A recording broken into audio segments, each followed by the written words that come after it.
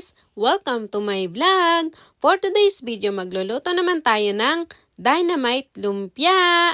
Tara at panoorin nyo kung paano ko itong gawin. Let's go!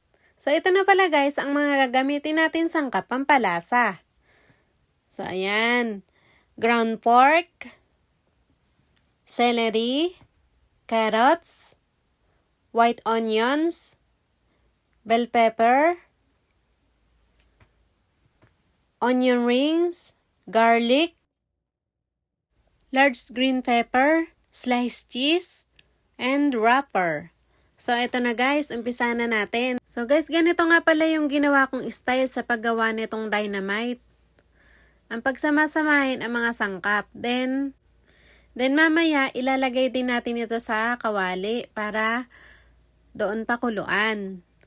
So, ayan guys, yun palang mga celery tsaka yung onion rings, kaya ganyan yung itsura niyan, parang sweat. Galing po kasi yan sa freezer. Ganyan kasi yung ginagawa ko guys kapag nabili ko ng marami. Nililinisan ko siyang mabuti, then hiwain ko na siyang maliliit, tapos ilalagay ko sa plastic para ma-frozen. So, ganun guys, kapag kailangan ko, meron akong gagamitin. So, hindi na tayo kailangan tumakbo ng grocery or tindahan pa para bumili ng kailangan natin.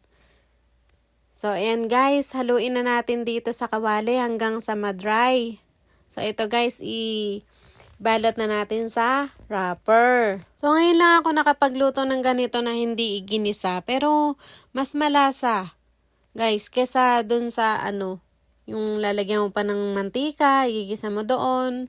Mas okay pala yung ganito. Mas na-absorb nung karne yung mga nilagay kong mga sangkap, guys. Tsaka, mas madaling gawin pala ito, guys. So, ginamitan natin ng itlog, guys, para pampadikit sa ating wrapper. Para hindi magkalag kapag pinipirito na natin.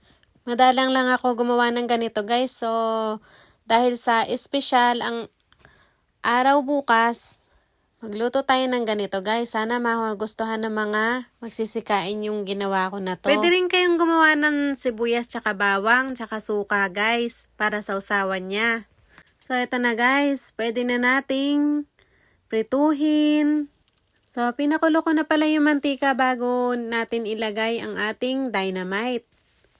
So inilagay ko muna sa medium heat ang apoy para hindi mabigla ang ating dynamite. Para hindi sumabog. So, hintayin lang natin na maging golden brown yung ating wrapper. So, ayan guys. Maglagay ulit tayo. Ang lalaki niya guys. Nakakatuwa yung mga sili na to eh. Ang tataba. Then, balibalik ta rin lang natin guys. So, ito na ang ating dynamite lumpia. Thank you for watching guys!